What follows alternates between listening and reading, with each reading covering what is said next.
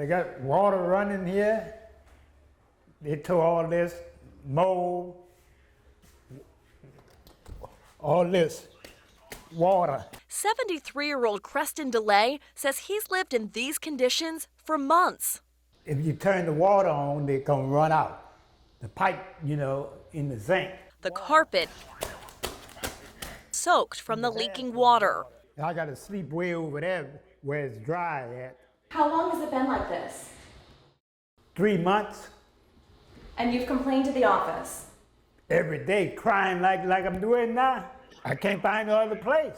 It's hard to find a one-room apartment because they didn't raise the rent up. DeLay invited us into his rental at the Parc Fontaine apartment complex in Algiers.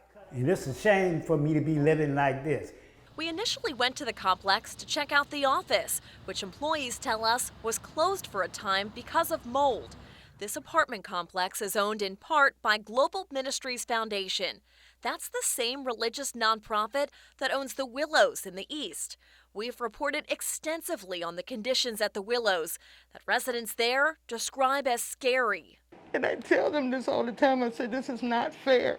This is not fair. No one has to live like this. And they tell me, oh, we're going to get someone, and then they stop answering the phone. The ceiling is leaking the same place where you patch it up at. She told me, just put a pot there. Nathan Wilson also lives at Parc Fontaine. He says he too struggles to get problems in his apartment fixed.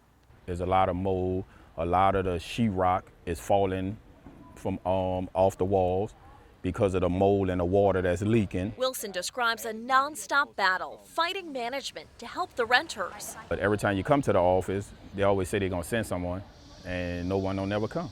Because I got a leak under the sink that's been there for at least 2 months, and no one still haven't came. I told them recently, if I gotta get someone to come out to fix the problem, that's getting deducted from the rent. I don't care how much I gotta pay.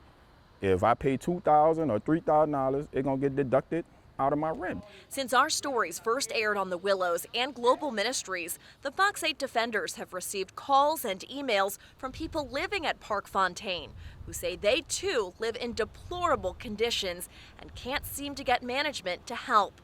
For Creston DeLay, he told us he was stuck until he went to the office to tell them he had just done an interview with Fox 8. Within days, he says he was moved to a clean unit, one without mold or water flowing through it.